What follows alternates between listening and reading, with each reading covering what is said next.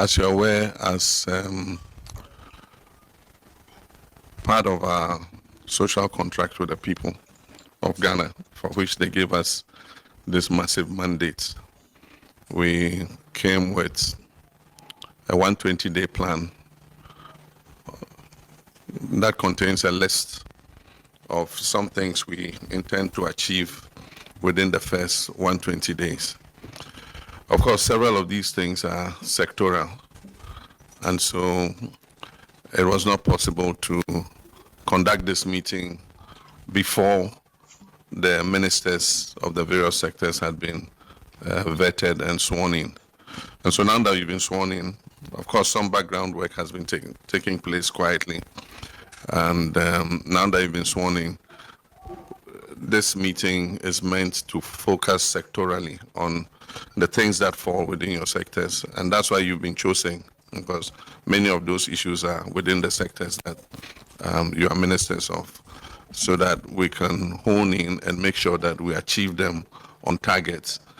Some are 90 days, some for some were 14 days.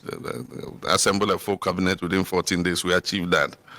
And then some are within 90 days. Others necessarily must go with some things. For instance, the removal of some taxes and rationalization of taxes can only be in the budget, because you need to do revenue measures and put those tax instruments before Parliament. So all of you are supposed to focus on your sectors and work so that we achieve all the targets that we set ourselves in the 120-day plan. The Senior Presidential Advisor on Governmental Affairs is the chair and leading that effort. So you have to work closely with her so that we can make sure that we are faithful to the mandate that the people of Ghana gave us. And so that's the purpose for this meeting. I congratulate you again. And we'll now discuss the nitty-gritty and look at where we have reached. Some of the things like the National Economic Dialogue, the Planning Committee is working on. The Constitutional Review, we've set up the committee, and so that work is happening.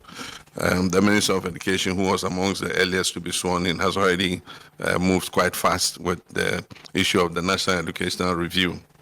And so for those of you who were sworn in later, look into your sector ministries and the promises that we made, and then work as quickly as possible with the Senior Presidential Advisor on Governmental Affairs to be able to achieve those targets we've set ourselves.